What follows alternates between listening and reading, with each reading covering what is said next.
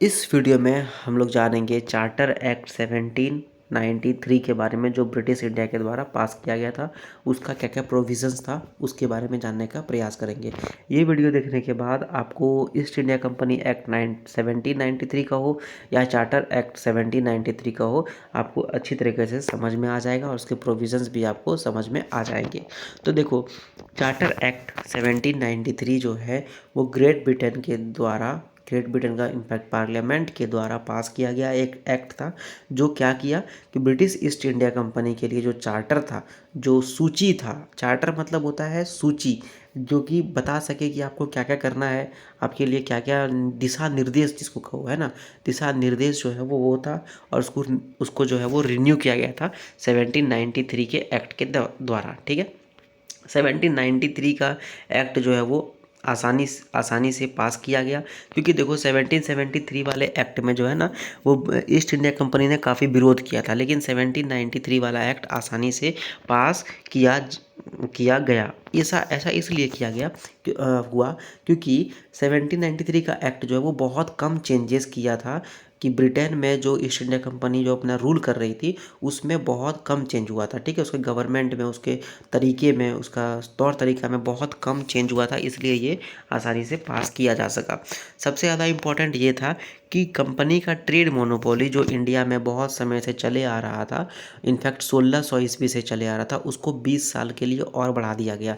यानी कि अब अगला चार्टर एक्ट 1813 में आने वाला था। ठीक है, स्टाफ का सैलरी और जो पेड मेंबर्स होते हैं बोर्ड ऑफ कंट्रोल का, उसको ये कहा गया कि अब आप कंपनी के लिए भी आप कंपनी के लिए भी चार्ज्ड हो। ठीक है, और भी एक्ट में जो अलग अलग प्रोविजंस थे वो कुछ इस प्रकार हैं। गवर्नर जनरल को काफ़ी सारे पावर्स दिए गए। आप देख सकते हो 1773 में ही गवर्नर जनरल ऑफ बंगाल को काफ़ी ज़्यादा पावर दिया गया था, मद्रास और बॉम्बे के गवर्नर जनरल के, इनफैक्ट गवर्नर के ऊपर। तो ये वाला इसको और बढ़ा दिया गया। ठीक है, इनके पावर्स को और बढ़ा दिया गया। गवर्नर जनरल का जो पावर था कि उनका काउंसिल कोई भी डिसीजन को ओवर रूल कर सकता है, उसको फिर से अफर्म किया गया, यानी कि उसी को चीज़ को आगे बढ़ाया गया। अब जो भी आने वाला समय में जो भी गवर्नर जनरल बनता और जो भी कमांडर इन चीफ बनता, उसको रॉयल अप्रूवल लेने का बहुत ज़्यादा, इनफैक्ट रॉयल अप्रूवल चाहिए ही। मतलब कि वो गवर्नमेंट तो उसको चुनती, और साथ ही साथ क्वीन या किंग जो उस टाइम समय थे, क्राउन जो जिसको बोल सकते हैं, उनका अप्रूवल इम्पॉर्टेंट था, तभी जा कर के वो गवर्नर जनरल बनेंगे, गवर्नर बनेंगे या कमांडर इन चीफ बनेंगे भारत में। इस एक्ट के थ्रू कंपनी का रूल ब्रिटिश टेरिटरीज, जो भारत में जो ब्रिटिश टेरिटरीज था, जैसे कि बंगाल वाला एरिया में, ब्रिटिश टेरिटरी मतलब जो जगह ईस्ट इंडिया कंपनी ने लड़ाई झगड़े में, कूटनीति में या छल कपट में जीता था, वो ब्रिटिश टेरिटरी हो गया, है ना। तो उसके ऊपर कंपनी का रूल ही था, ये बढ़ा दिया गया इस एक्ट के थ्रू। इस एक्ट के थ्रू कंपनी का ट्रेड मोनोपोली, जैसे मैंने पहले ही बताया, 20 साल के लिए बढ़ा दिया गया। इस एक्ट के थ्रू ये बताया गया कि जो कंपनी भारत में रूल कर रही है, ठीक है, यानी कि जो पॉलिटिकल फंक्शंस हो रहा है, वो ब्रिटिश गवर्नमेंट के कहने पर ही हो रहा है। यानी कि आप कह सकते हो कि मेरा बेटा, ठीक है, आपका बेटा कहीं पे काम कर रहा है, तो आपका बेटा का नाम तो आपसे है। ठीक है, तो उसी प्रकार सेम सिचुएशन यहाँ पर हो गया कि ईस्ट इंडिया कंपनी जो काम कर रही है, खास करके पॉलिटिकल काम भारत में, वो ब्रिटिश गवर्नमेंट के बिहाफ में कर रही है, यानी कि ब्रिटिश गवर्नमेंट का नाम यूज़ करके कर रही है। ठीक है, जो कंपनीज डिविडेंड है were allowed to raise to 10%, यानी कि जो कंपनी प्रॉफिट कमाएगा उसमें 10% जो है वो शेयर होल्डर्स को दे सकता था। हम लोगों ने देखा 1813 का जो चार्टर एक्ट था उसमें ये कम करके 6% कर दिया गया। गवर्नर जनरल को बहुत सारे पावर्स दिए गए, जैसे मैंने देखा।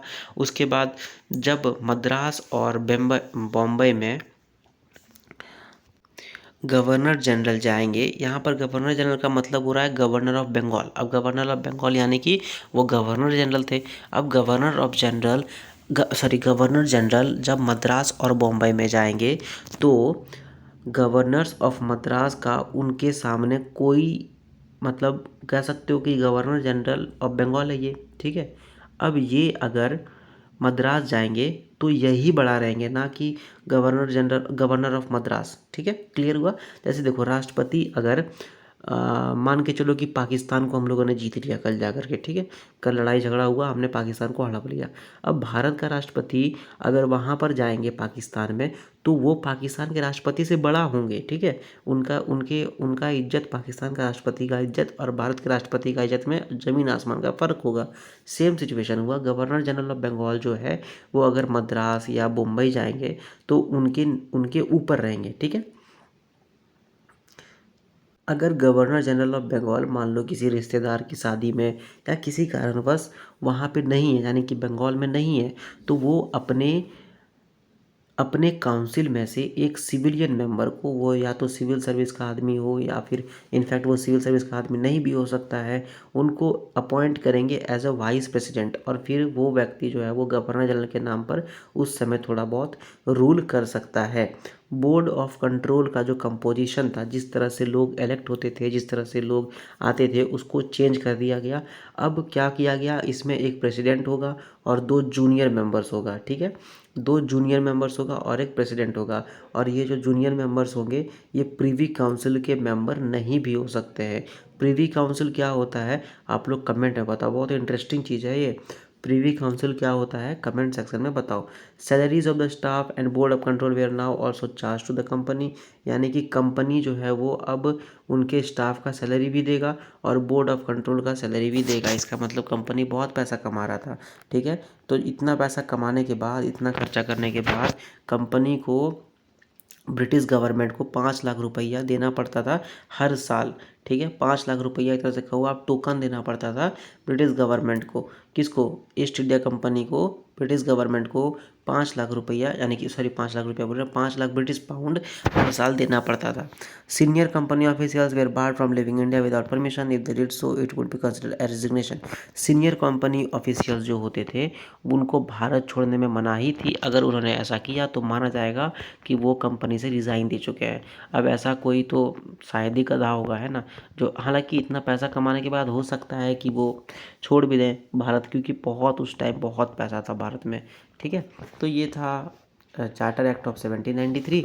और अगर ये वीडियो आपको अच्छा लगा तो आप इसको लाइक करो, दोस्तों के साथ शेयर करो, कुछ पूछना या बताना है तो कमेंट करो, चैनल को सब्सक्राइब करो, and thank you very much.